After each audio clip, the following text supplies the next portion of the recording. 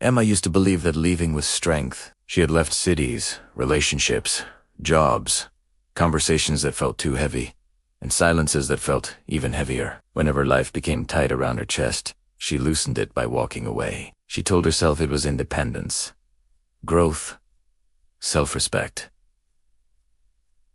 By 34, she had mastered the art of starting over. What she had never learned was how to stay. The apartment she lived in now was small, quiet, and temporary like most places she chose. White walls, second-hand furniture, nothing on the shelves that suggested permanence. She liked it that way. Objects couldn't accuse her of attachment if she'd never let them mean anything. Every morning, Emma woke before the alarm. Not because she was rested, but because her mind never fully shut down. Thoughts drifted in and out, unfinished, unresolved. She lay still for a few minutes, staring at the ceiling, listening to the city breathe beyond the window. Somewhere out there, people were already moving with purpose. Emma admired that. Purpose felt like something she had misplaced rather than lost. She worked as a translator, words passing through her without ever truly belonging to her. Other people's stories, emotions, intentions. She understood them all, yet felt strangely absent from her own. That morning, she received a message she hadn't expected. "Your mother fell last night. She's stable, but she's asking for you." Emma stared at the screen longer than necessary. She hadn't been back to her hometown in 7 years. Not since the quiet argument that never properly ended. Not since her mother had said, "You don't have to disappear every time things get difficult." Not since Emma had replied, "I'm not disappearing. I'm choosing myself." The bus ride took 4 hours. Emma watched the city thin into suburbs, then fields, then something slower and quieter. Time felt different here. Less urgent, less forgiving. When she arrived, the air smelled like rain and old trees. The hospital was smaller than she remembered, the corridors narrower, as if the building had aged with the town itself. Her mother looked smaller in the bed. Not fragilist, diminished, as if time had carefully folded parts of her inward. "You came," her mother said, voice calm but searching. "I did." They sat in an awkward stillness, surrounded by years that had gone unspoken. Emma noticed the familiar curve of her mother's hands, the same hands that had once brushed her hair every morning before school. "I didn't want to bother you," her mother said. "But the doctor mentioned, recovery takes time." Emma nodded. Time. Again. Always. Time. Later that evening, Emma walked through the town alone. Streets she once knew by heart now felt slightly unfamiliar, as if memory had softened their edges. The bakery on the corner was gone. The bookstore remained. Without thinking, she went inside. The bell above the door chimed softly. The smell of paper and dust wrapped around her like something remembered. A woman behind the counter looked up. "Can I help you?" Emma shook her head, just looking.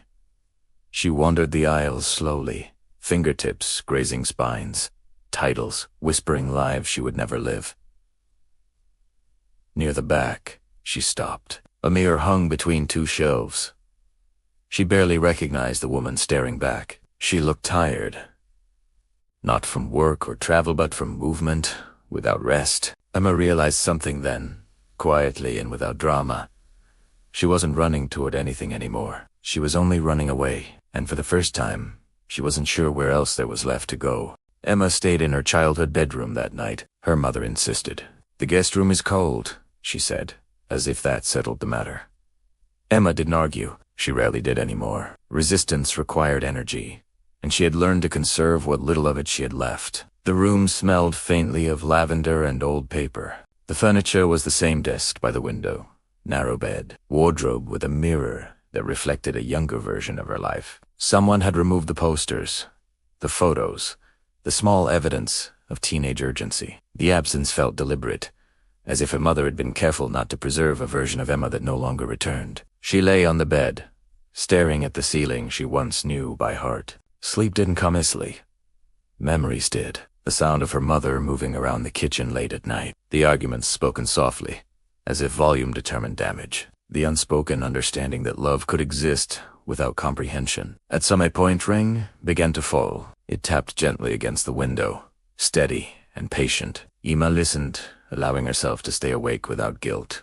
In the morning, she made coffee before her mother woke. The kitchen felt smaller than she remembered, yet warmer. She moved instinctively, hands recalling routines her mind had long forgotten. When her mother entered, leaning lightly on a cane, she paused in the doorway. "You always made coffee too strong," her mother said. Emma smiled. "You always drank it anyway." They sat together at the table. The silence between them wasn't hostile. It was cautious, like a bridge newly rebuilt. "I didn't expect you to come so quickly," her mother said. "I didn't expect myself to either." Her mother studied her carefully. "Are you staying?" The question wasn't dramatic. It wasn't pleading. It was practical. "I don't know," Emma replied honestly. Her mother nodded. "That's fine." The simplicity of that response unsettled Emma more than judgment ever could have. Later that day, Emma walked to the river at the edge of town. She remembered coming here as a teenager, sitting on the rocks, dreaming of elsewhere. Back then, leaving had felt like survival. Now, standing in the same place, she wondered what staying might demand of her. A woman sat nearby, sketchbook balanced on her knees. She looked up briefly, smiled, then returned to her drawing. No recognition, no past, just presence. Emma sat on the grass and watched the water move. For the first time in years, she wasn't counting the days until departure. That evening, her mother asked, "Do you remember why you left?" Emma considered the question. "I thought if I stayed, I would disappear," she said slowly, "like nothing about me would matter. And now I think I disappeared because I never stayed long enough to be seen." Her mother reached across the table, resting her hand over Emma's. It wasn't an apology. It wasn't forgiveness. It was acceptance. That night, Emma unpacked her suitcase fully. Not just the essentials. Everything. She folded her clothes into the old wardrobe, lining them beside pieces of a life she thought she had outgrown. The act felt strangely intimate, like admitting something she had denied for years.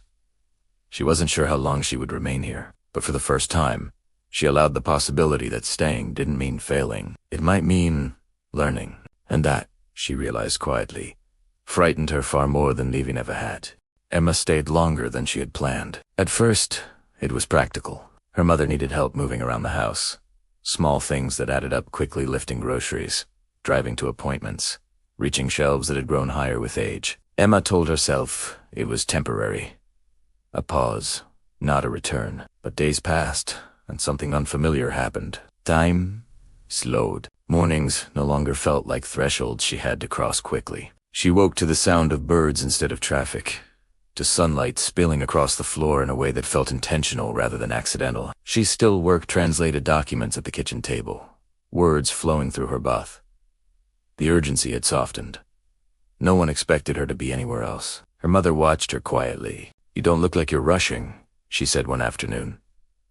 Emma didn't answer right away. She hadn't noticed the change until it was named. "I think I forgot what it feels like not to be in motion," she said. Her mother nodded, as if this confirmed something she had long suspected. One evening, Emma found an old box in the attic. Inside were notebooks or notebooks, pages filled with handwriting she barely recognized, sentences heavy with longing, questions that had never been answered. She read them slowly, feeling both tenderness and grief for the girl who had believed escape was the same as freedom. She had wanted to be seen. She had believed distance was the only way. That night, Emma dreamed she was running through a city with no streets, only open spaces. No matter how fast she moved, there was nowhere to arrive. She woke unsettled. The next day, she returned to the bookstore. Not to browse. To ask, "Do you need help?" She asked the woman behind the counter, the same one from before. The woman smiled. "With what?" "Anything," Emma said. "I can organize. Translate.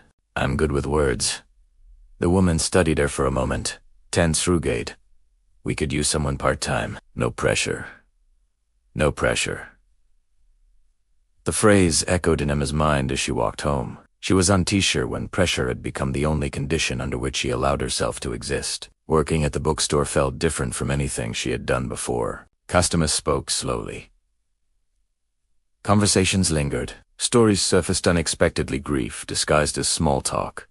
Joy hidden in ordinary purchases. Emma listened. At home, her mother seemed stronger. Or perhaps Emma was simply seeing her more clearly now, no longer as a figure she needed to escape, but as a woman who had lived, compromised, endured. One evening, as they sat together in the quiet, her mother said, "I worried you'd resent me for needing you." Emma shook her head. "I resented myself for leaving." They didn't dwell on it. Some truths didn't need elaboration. Still, unease followed Emma, like a shadow. Messages from the city arrived. Friends asking when she'd be back. Contracts. Waiting. A life she had built that did not include this version of her. One afternoon, while walking by the river, she saw the woman with the sketchbook again. "You're back," the woman said. "I stayed," Emma replied, surprised by her own choice of words. The woman smiled. "That's harder."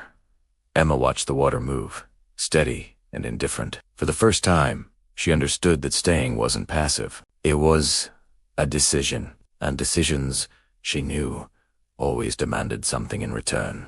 The message from the city arrived on a Thursday evening. Emma was closing the bookstore, sliding the metal shutter down with a soft, familiar rhythm, when a phone vibrated in her pocket. She didn't check it right away. She had learned, slowly, that not every notification deserved immediate attention. At home, after dinner, she read it. A former client. A long-term project. Good pay. Familiar expectations. "We need to know by Monday." Emma set the phone face down on the table. Her mother noticed. "Something important. Something familiar," Emma replied.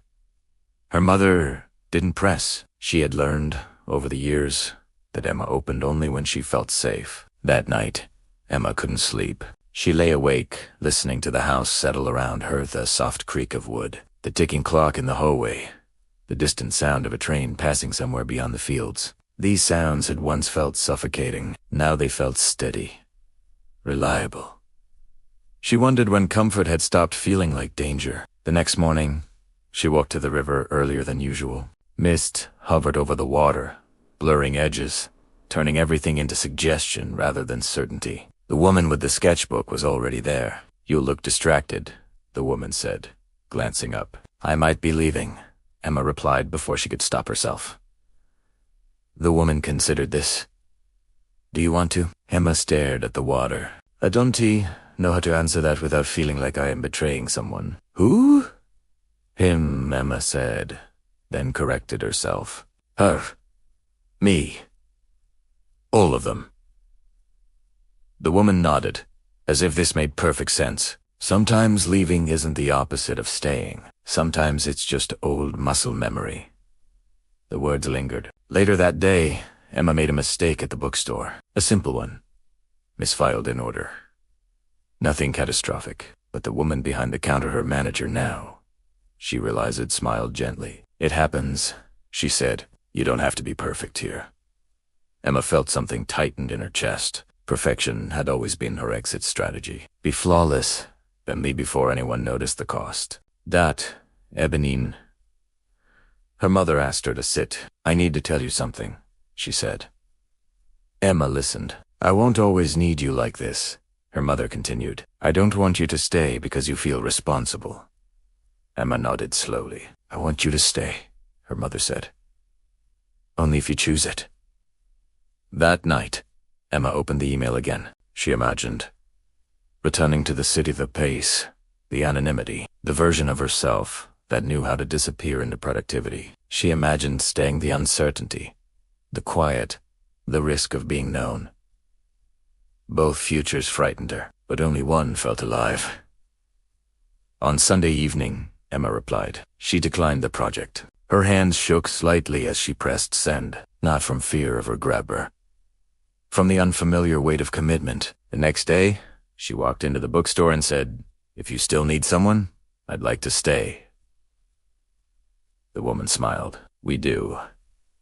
On her way home, Emma felt lighter, not relieved. For the first time, she wasn't choosing between places. She was choosing herself. And Sig knew, without certainty but with calm, that this choice would change everything that followed. Emma did not feel transformed by her decision. There was no sudden clarity, no moment where everything aligned and made sense. What arrived instead was something quieter and more demanding. Responsibility for her own presence. Days began to resemble one another. Work at the bookstore in the mornings, translations in the afternoons, dinner with her mother in the evenings. The rhythm was gentle, but it left little room to hide. Some nights, Emma felt restless. Not because she wanted to leave, but because staying required her to sit with parts of herself she had always outrun. One afternoon, as autumn crept slowly into the town, her mother grew weaker. Nothing dramatic, just fatigue that lingered longer, movements that required more pauses. Emma noticed how carefully her mother now chose when to spend energy, as if each action carried an invisible cost. "I don't like being watched like I'm fragile," her mother said one evening. Emma smiled softly. "You're not fragile." "No," her mother agreed, "but I'm finite." The word stayed with Emma. Finite. She began to understand that love, real love, wasn't loud or sacrificial in the way she had imagined when she was younger. It was attentive. It noticed when someone needed silence more than reassurance. At the bookstore, Emma started to recognize regular customers, their patterns, their moods. One man came every Tuesday and bought the same newspaper without reading it. A woman lingered near the poetry section but never chose anything. One day, the woman finally spoke. "I used to write," she said, almost apologetically. Emma nodded. "You still do," she said gently, "even if it's only inside." The woman smiled, eyes wet. Emma realized she had become someone people talked to, not because she had answers, but because she stayed long enough to listen. One evening, while sorting shelves after closing, Emma found a book she hadn't noticed before. A collection of short essays, margins filled with handwritten notes in a familiar script, her mother's handwriting. She brought it home. At the kitchen table, her mother laughed quietly. "I forgot that was still there." "You never told me you wrote," Emma said. "I didn't think it mattered." Emma traced the ink with her finger. "It does." Later that night, Emma read until her eyes ached. Her mother's words were careful, restrained, full of thoughts never spoken aloud. Regret. Gratitude, the quiet courage of endurance. Emma cried not loudly, but deeply. She cried for the years they had misunderstood one another, for the conversations delayed by fear, for the mistaken belief that love demanded distance to survive. The next morning, Emma called the woman by the river. They had exchanged names weeks ago. Her name was Ruth. They walked together, slowly, speaking about nothing urgent. "I stayed once," Ruth said, "and I resented it for years." Emma listened, but then I realized, Ruth continued, "resentment only grows when choice is denied. You chose this." Emma nodded. She felt the weight of that truth not as boudin but as grounding. That night, Emma wrote again. Not about leaving, about being here. She wrote about mornings that didn't rush her, about hands that aged, about the courage it took to remain visible when no one demanded performance. She didn't know who she was becoming, but for the first time, she trusted the process of becoming itself, and that, she sensed, was the beginning of something that could finally last. Spring returned without asking for permission. The light changed first. It softened the edges of things Emma had grown used to seeing as fixed: the kitchen table, the narrow street, her mother's tired posture. Mornings no longer felt like something to endure. They arrived quietly, almost kindly. Emma had stopped counting days. She woke when her body told her to. She worked when the words felt ready. She walked when her thoughts became too heavy to sit with. Life had lost its urgency, and in that absence, something gentle began to grow. Her mother's health remained fragile, but stable. They learned each other's rhythms again, when to talk when silence was enough. Some evenings, they sat together without saying a word, listening to the distant sound of cars and the ticking clock that no longer felt like an accusation. One afternoon, her mother said softly, "You're different now." Emma didn't look up from the book she was holding. "Different how?" "Quieter," her mother replied, "but not empty." Emma smiled. That felt accurate. At the bookstore, Emma no longer felt like a visitor. She knew which customers preferred poetry, which avoided eye contact but stayed longer than they intended, which only needed someone to ask, "How are you really?" She understood now that people carried invisible weight, and she had learned how to stand beside it without trying to fix it. Ruth once told her, "Some people come here looking for answers. Others just want to feel less alone." Emma nodded. She knew which one she had been. As weeks passed, she noticed something unexpected. She no longer thought about leaving. Not in resistance. Not in fear. The thought simply didn't appear. She had stopped waiting for life to begin somewhere else. One evening, Emma walked to the river alone. The water moved steadily, indifferent to her presence, just as it always had. She watched it for a long time. In the past, she would have seen escape in that current, a promise of motion, of distance. Now she saw continuity. Staying wasn't stagnation. It was choosing to remain present while everything else continued to change. She took out her notebook and wrote a single sentence. "I am not late. I am exactly where I need to be." The words surprised her. Not because they were dramatic, but because they felt true without effort. That night, as she turned off the light in her room, she noticed how familiar everything felt. Not nostalgic, not heavy, just real. Her life no longer needed a turning point. It had already turned, quietly, when she stopped running. Emma fell asleep without replaying old conversations, without rehearsing future ones. The past rested where it belonged. The future could wait. And in that stillness, she understood something simple and lasting. Healing wasn't about becoming someone new. It was about returning to herself, slowly, honestly, and without fear. The world would continue to move, and this time she would move with it.